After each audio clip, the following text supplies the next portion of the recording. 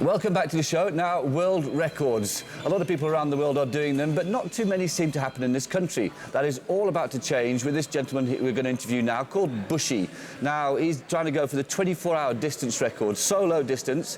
There's a bit of difference about this guy, as you'll see now with Matt interviewing him. You may remember this man from a show we did last year. He is, without being rude, clinically insane. This is Bushy. Last year, you tried to set a remarkable record for the furthest distance covered by a motorcyclist over 24 hours. That's correct. You didn't quite make it, did you? You're about to do it again. Before we get to this year, what happened last year? Just remind us. Yeah, okay, about 4 hours into the ride, we had a serious three-stage storm, and yeah, I just took a really serious tumble, had to repair the bike, spent an hour and 45 minutes repairing, and then missed the world record by 103 kilometres. By 103 kilometres. After that amount of stoppage time, it was at Pekisa. Is it going to be at Pekisa again this year? Yes, Pekisa have been kind enough to let us use the track this year. And it's not the actual road circuit part you're using, is it? It's the oval. Yeah, we do it on the oval because you've got to sustain that high speed for 24 hours. Well, let's get down to it then. What's the actual distance you need to achieve? 3,249.9 kilometres in 24 hours by an individual.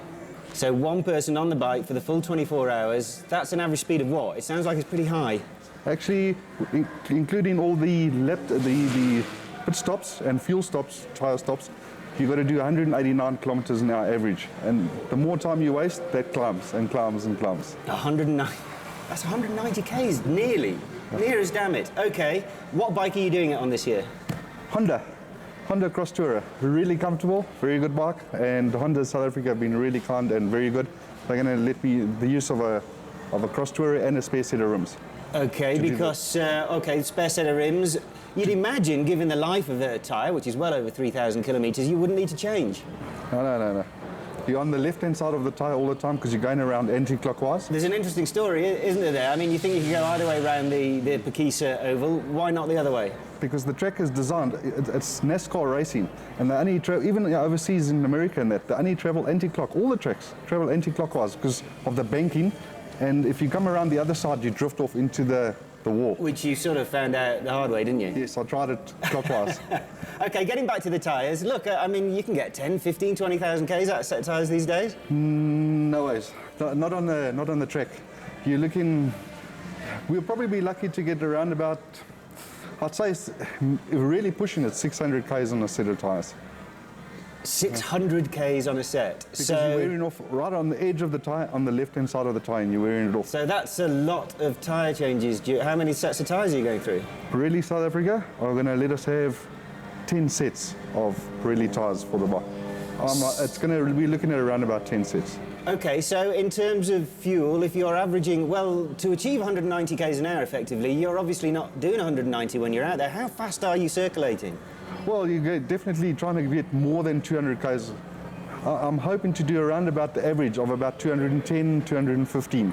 You don't want to take the bike into the rev limiter because you don't want to ride it in the rev limiter, but you stay 500 to 1,000 just off there. I don't know if Honda's still going to let me use it after I've said this. I haven't been paid by Honda or anything, but their V4s are legendary. I don't think one has ever done anything wrong, so I can't see the motor being a problem.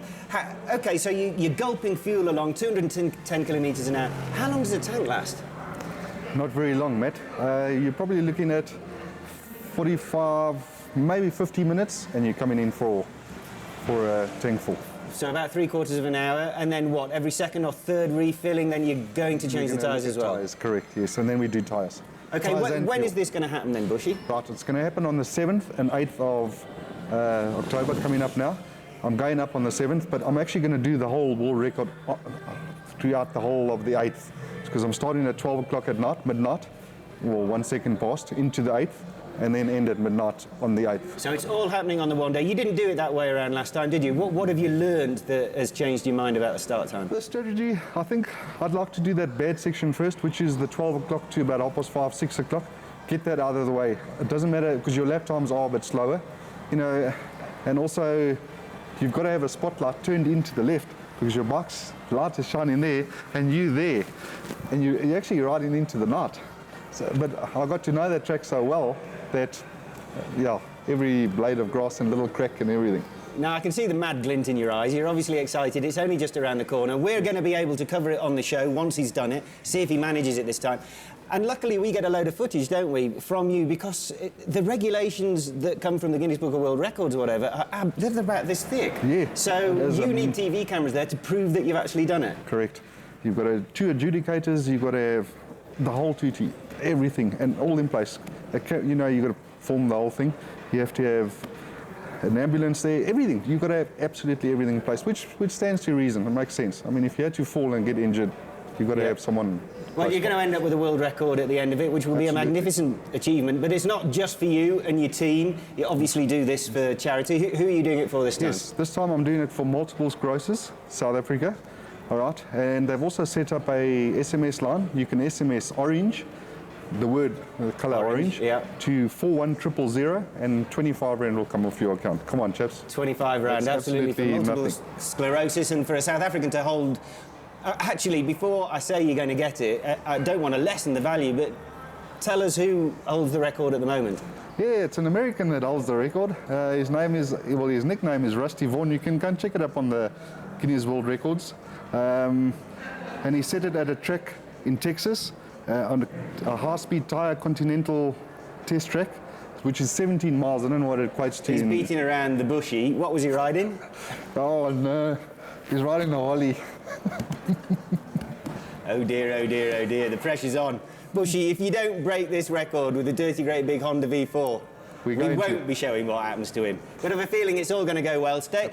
In a couple of weeks, check back with the bike show, and hopefully we'll be congratulating him on setting a new world record.